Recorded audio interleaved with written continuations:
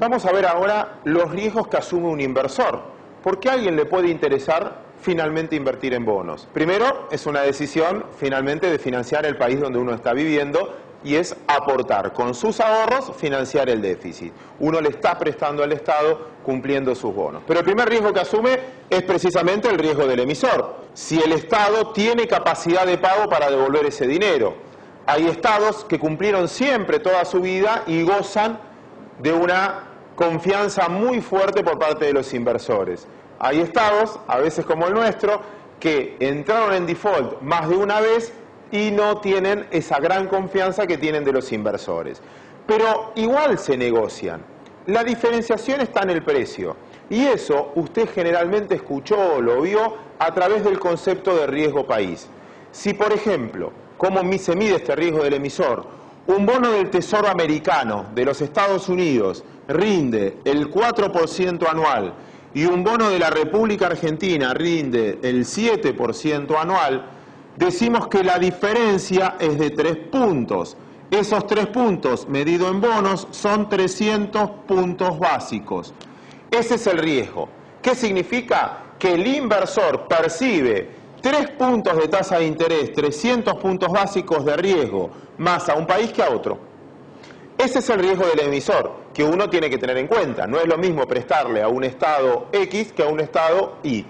Y la diferencia se manifiesta a través del precio. El segundo riesgo que tiene que ponderar un inversor, obviamente, es el tipo de cambio. Yo puedo invertir un bono en moneda nacional, por ejemplo en Argentina, que me pague en pesos, o un bono que me pague en dólares, o un bono que me pague en euros.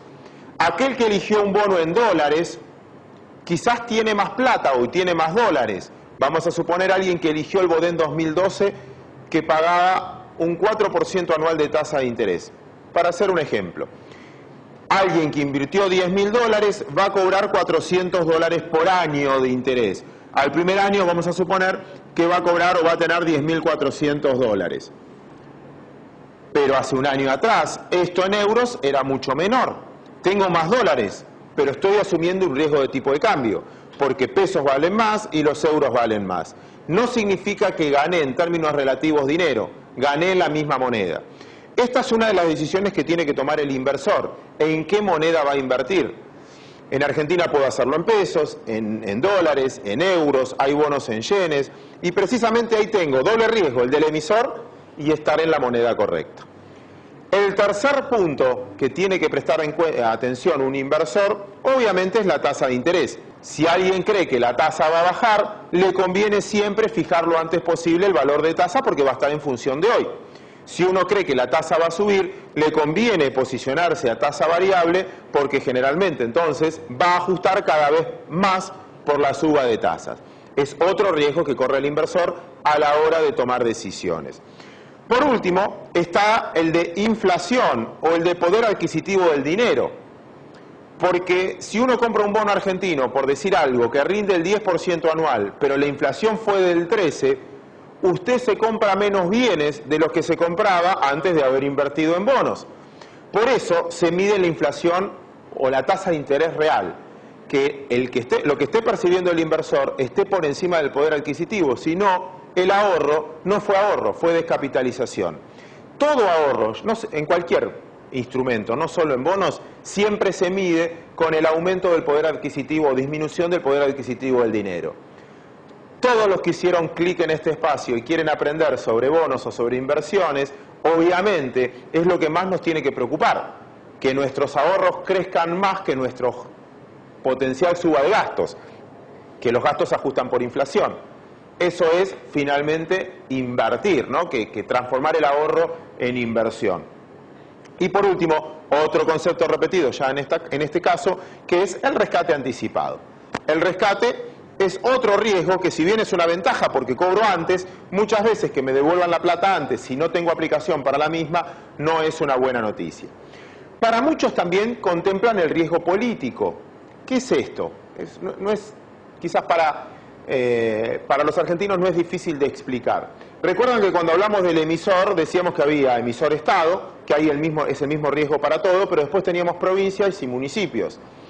Muchas veces el riesgo político se toma en las deudas emitidas por una provincia por el signo político que tenga el gobernador de una provincia o de un municipio con respecto al poder central. Muchas veces vimos bonos que coincidían políticamente la provincia con el Estado, que quizás tenían, o estados que parecían ser más solventes porque estaban más protegidos por el gobierno nacional, y otras provincias que estaban menos protegidas. Eso se llama riesgo político porque finalmente a veces la decisión pasa por el Estado a qué provincia o municipio ayuda y a qué provincia y municipio no. Recuerden que cuando hablamos de títulos públicos finalmente también medimos la capacidad de pago de un Estado. ¿Y de qué depende la capacidad de pago de un Estado? Volvemos al principio, capacidad de ingresos y capacidad de gastos. Los ingresos dependen, por ejemplo, del valor de las materias primas, por el cobro de retenciones, del valor de la actividad económica, obviamente, del crecimiento del PBI, que es lo que va generando impuesto a las ganancias, ingresos brutos, IVA. Bueno, esa marcha de la economía muestra la capacidad de pago del país. Y después su flexibilidad o no de los gastos que tenga. Eso es finalmente medir el riesgo que provoca un emisor y a qué tasa de descuento termino aplicando a la hora de elegir o no comprar un título público. Vamos al último capítulo y quizás el más interesante del lado del inversor. ¿Cómo evaluamos los bonos? ¿Cómo se saca la tasa de interés del rendimiento? Obviamente, como casi toda actividad financiera, es un flujo futuro descontados de fondos. Yo tengo una inversión inicial que finalmente es el precio que estoy pagando por el bono y eso va a ser igual a un flujo futuro. ¿Cómo se forma este flujo futuro? El cupón que voy a cobrar en un momento, más el cupón que voy a cobrar en otro momento, así los sucesivos cupones. Eso lo tengo que traer a valor actual. Entonces se utiliza la vieja fórmula dividido 1 más i, dividido 1 más i al cuadrado, dividido 1 más i al cubo, suponiendo que estoy poniendo en este ejemplo un bono que vence dentro de 3 años, que paga una cuota anual y en el último, además del interés, me paga el capital, el monto inicial. Si el bono lo compro al 100% de su valor nominal, una lámina de $10.000, la pago $10.000, por ejemplo, y me da 4% anual, $400 el primer año, más $400 el segundo año, más $400 el tercer año, más los 10.000 de capital, dividido la secuencia de tiempo, me va a dar la tasa interna de retorno, que es la I que iguala estos flujos, por definición. Bien, entonces, esta es la tasa interna de retorno. Ahora bien, si esto es 100% y eso es igual, obviamente la tasa va a ser del 4% anual, igual que el cupón. Pero, si yo este bono en vez de pagarlo 100, en el mercado vale 90%, yo voy a ganar este 4% anual más la diferencia de precio que voy a poner 90 y voy a terminar cobrando 100. Esa es la TIR del bono y en este caso vamos a suponer que me dé un 7% anual. Rinde más que el cupón. ¿Y por qué rinde más? Porque estoy pagando un precio inferior. Por eso esta tasa de interés está en función del cupón que paga el bono más el precio que estoy pagando. Por último, un bono puede valer sobre la par también. Puedo pagarlo 101. ¿Y qué significa eso?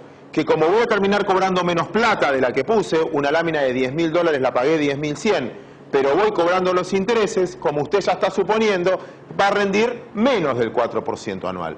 Porque voy a ganar el 4% menos la pérdida de capital que voy a tener por pagarlo sobre la par. Y eso me va a dar, por ejemplo, en este caso, el 3,5% anual. Por eso es muy probable que usted vea bonos que coticen por encima de la par.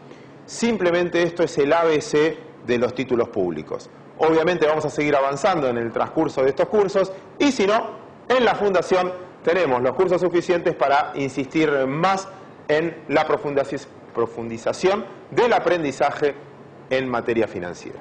Muchísimas gracias.